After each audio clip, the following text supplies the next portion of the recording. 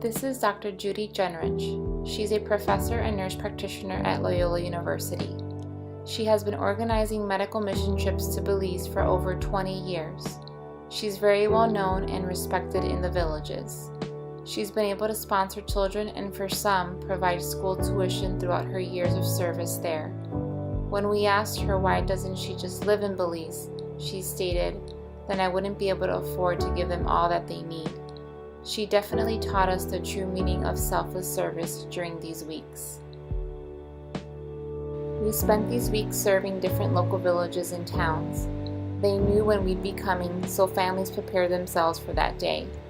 They put on their nicest clothes, got up at the wee hours of the morning, took the long hot bus ride, and stood in long lines to be seen. Kids were in line to get their school physicals and shots, women to get their annual exams, and men to obtain their yearly physicals. For many, this was the only time in the year they'd be provided with medical care. We vaccinated and performed school physicals on over 300 children.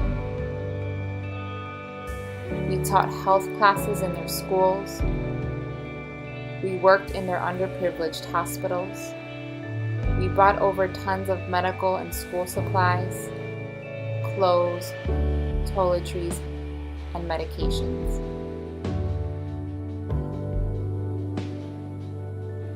This is the owner of the small family-owned hotel we stayed in.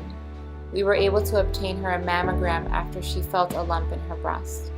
She was diagnosed with breast cancer shortly after we left and has been treated since and is doing very well.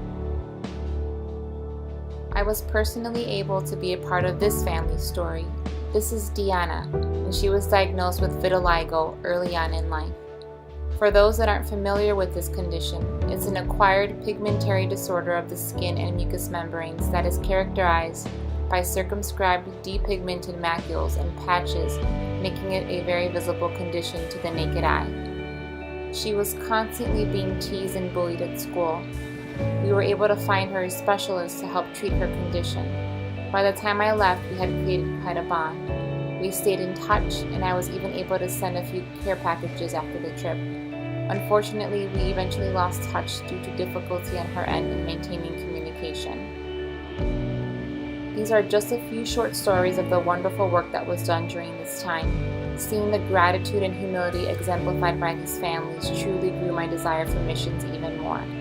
Ministry is so much more than what's inside these four walls. There's so much work to do out there. If you've never had the opportunity to partake in missions, I encourage you to take that leap. It will change your life and the life of others.